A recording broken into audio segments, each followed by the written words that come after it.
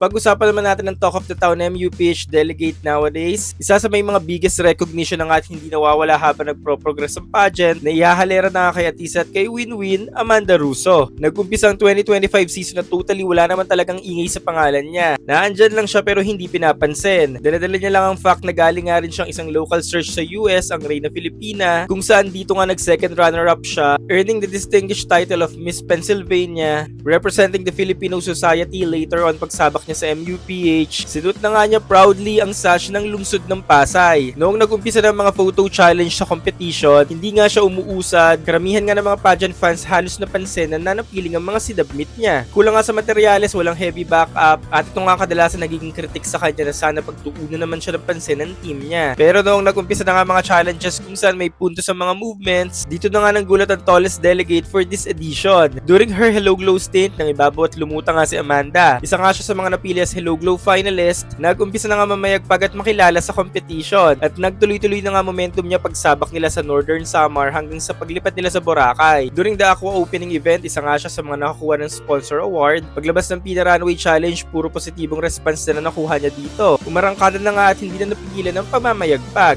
dahil nga tuloy-tuloy na ito hanggang sa Aqua Boracay Challenge kung saan isa nga rin siya sa mga napili as top 8 Aqua Angels. At simula nga nag-umpisa mga sponsor activities, wala pang mintes sa pamimingwit ng mga awards si Amanda. Tuluyan na nga bumulusok pataas ang candidacy niya. Isa nga siyang patunay sa mga pageant fans na hindi natin kailangan i-hype ang mga favorite delegates natin. Hindi natin kailangan pilit ang mga gusto nating delegate para ma-recognize. Dahil nga kung talagang magaling at may ibubugayan, mapapansin at mapapansin yan. Mamayagpag ang favorite delegate nyo na hindi nyo na kailangan pang man-down pa, man-bash or man-tapak ng iba pang mga delegates. Kaya naman naabangan natin kung hanggang saan tatagal ang laban ni Amanda for this year's edition of the Miss Universe Philippines.